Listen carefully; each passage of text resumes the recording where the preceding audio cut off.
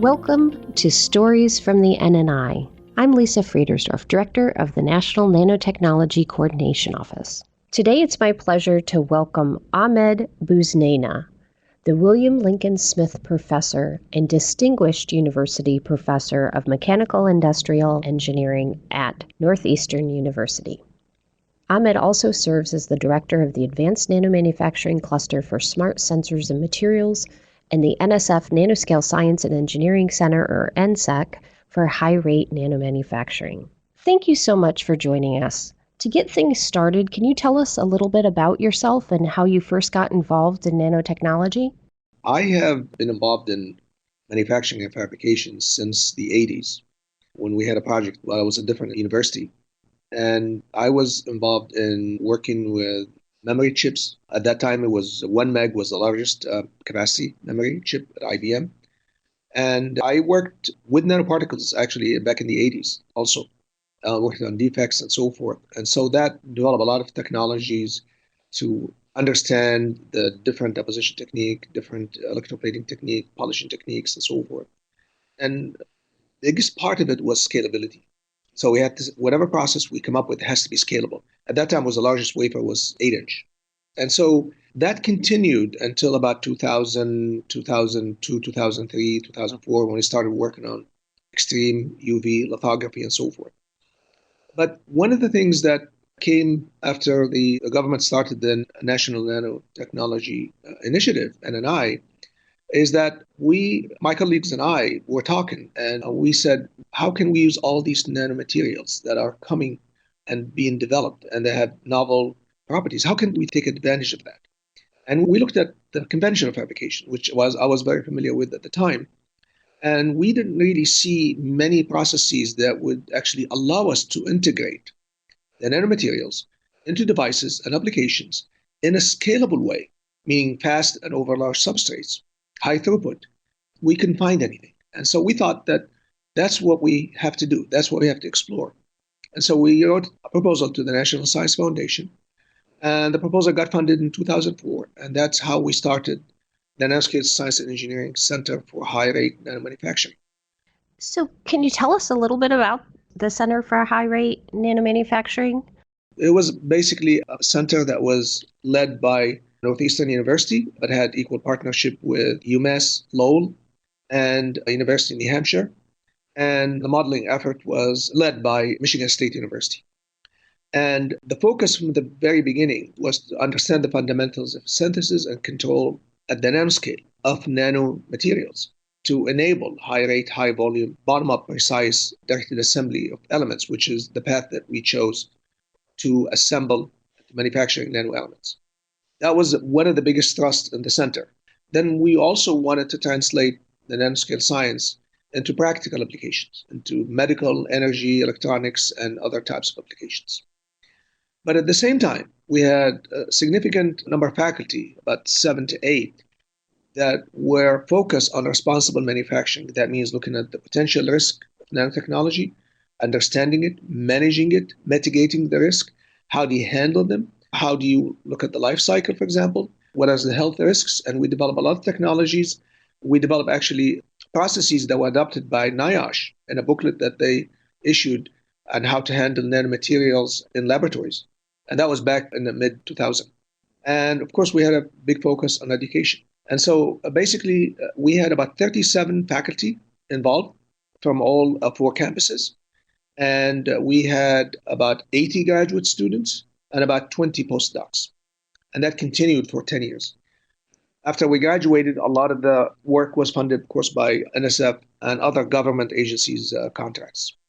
But we're still basically continuing along the same path of the main goals that we started with. But we made a lot of progress because we, outside from the journal articles and publications, but we filed more than 80 patents.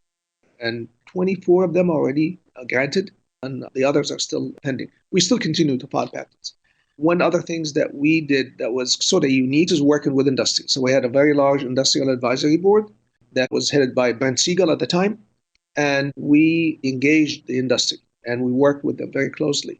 And over the past 10 years, we average about $1 million from industry every year. Well, there's so much I'd like to follow up on from that comment. I'd like to talk a little bit about the patents and the activities, but I will start with your thoughts on some of the exciting materials or technologies that you saw over the span of this center that you get really excited about. Yeah, I think that actually I get excited about it, but I know the students get more excited about these kind of things. But basically, our focus was really on the manufacturing processes. So we had stress on synthesis and functionalization because that's very important because when you're dealing with nanomaterials, surfaces and surface forces are very, very important. And you can modify those using a variety of approaches, chemistry based. And the synthesis was handled by Professor Glenn Miller, who was a chair of chemistry at the University of New Hampshire. And he led that. And so we did some of the synthesis, for example, for organic semiconductors and so forth.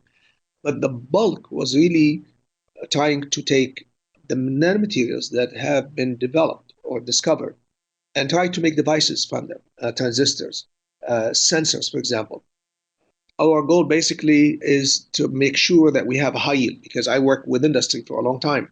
So the yield and the scalability was very important because we know unless you have that, you have no application that can be scaled and can be commercialized, for example.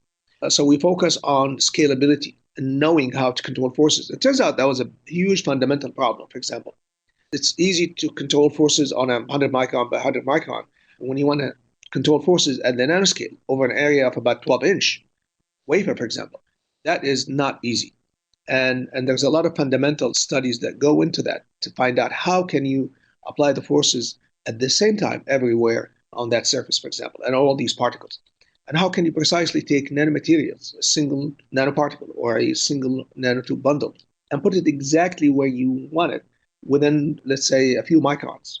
And that's what we focused on. We developed about 6 different techniques that utilize either electrostatic force, convective force, interfacial force, fluidic forces, convective forces.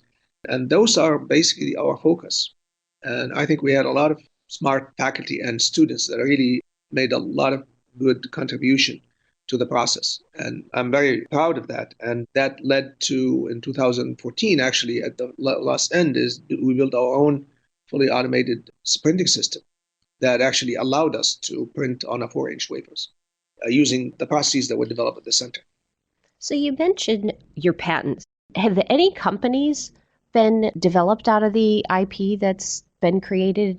There are a few companies, actually, one on biosensors, one on nanobatteries, and one on actually a printing system, building the printing systems. And a lot of these, I think close to 40 have been licensed. Spun out, of course, that's a separate story. These are spun out when the center started. We still have other companies spun out by other faculty that were in the center, and actually a lot of the technology they used was built using center developed technology when they were part of the center. So we still, until today, we still have actually companies spin out. I mean, we had one last year on carbon nanotube-based radiation sensor. And the printing system, basically, that's a bigger company in the sense that it has to build a fully automated printing system that can do up to 8-inch wafers, for example. It can do multi-layers with alignment and nanoscale resolution. That's a lot bigger effort and needs a lot more people and a lot more funding to launch. So, as you see challenges that are facing the US and the world, where do you see nanotechnology playing a role in helping to solve those challenges? That's a very good question. Actually, I think that nanotechnology has a lot of possibilities for actually contributing to the economy in large part in terms of energy, electronics, savings, of energy, for example. The basic concepts, for example, of let's say energy harvesting or energy storage is well known. But actually to make it more efficient or to have lower cost, that's where nanotechnology comes in and contribute to that. You can see, for example, AI. That actually will help nanotechnology. But at the same time, you cannot do AI without having a good computing power using quantum computing, using quantum materials. And also in medicine. I mean, I didn't mention that we actually printed drugs, cancer drugs, into nano pillars, for example, nanorods, so that the cells can absorb them much more efficiently, 10 times more efficiently than particles, for example. So it has a huge impact on the health, societal impact. energy storage, energy harvesting.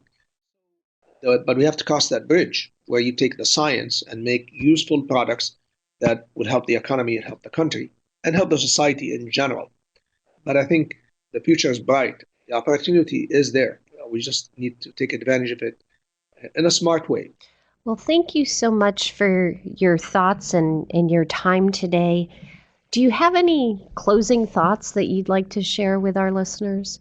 Well, I think that nanotechnology is a wonderful science and it opened the doors to a lot of new concepts, a lot of new applications. And I think that I always read and try to read the latest journals and so forth to find out what the latest product is. But we just scratch the surface. There's a lot more opportunities out there.